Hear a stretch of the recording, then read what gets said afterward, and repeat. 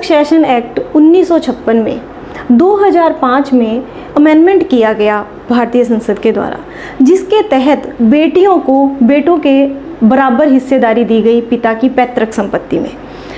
यह एक्ट 2005 9 सितंबर से लागू कर दिया गया, लेकिन कल मंगलवार 11 अगस्त को इसी उत्तराधिकार अधिनियम की फिर से व्याख्या की है सुप्रीम कोर्ट ने, जिस पर आज हम चर्चा करेंगे।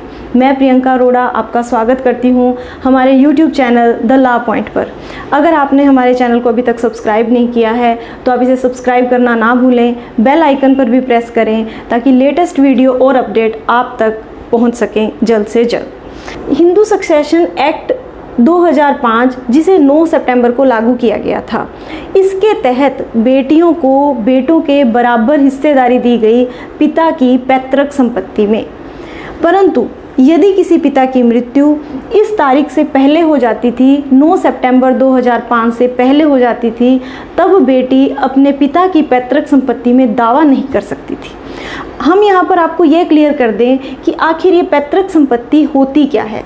पैतृक संपत्ति वो संपत्ति होती है जो किसी व्यक्ति को अपनी 3 या 4 पीढ़ियों से मिलती आ रही है। यदि कोई व्यक्ति अपनी आय से कोई संपत्ति अर्जित करता है तो वह उसके लिए वसीयत कर सकता है और अपना वो जिसे चाहे वह वसीयत में दे सकता है। लेकिन यदि पिता किसी वजह से वसीयत नहीं लिख पाते हैं और उनकी मृत्यु हो जाती है तो फिर उस पर भी यही उत्तराधिकार अधिनियम लागू किया जाएगा। चलिए आगे बढ़ते हैं हम। अब 11 अगस्त 2020 को ऑनरेबल सुप्रीम कोर्ट ने इसकी जब पुनः व्याख्या की अपने रिपोर्टेबल जजमेंट में, उन्होंने बताया कि बेटियां सदैव बेटियां रहती हैं, वो बेटों से किसी भी मामले में पीछे नहीं है, उनका हक जरा सा भी कम नहीं है बेटों से। उन्होंने कहा कि इससे कोई फ़र्क नहीं पड़ता कि पिता की मृत्यु कानून लागू होने से पहले हुई है या बाद में हुई है। अर्थात यदि किसी पिता की मृत्यु पुराने अमेंडमेंट अधिनियम 9 सितंबर 2005 से पहले भी हो गई है तो वो बेटियां भी अब पिता की पैतृक संपत्ति पर दावा कर सकती हैं।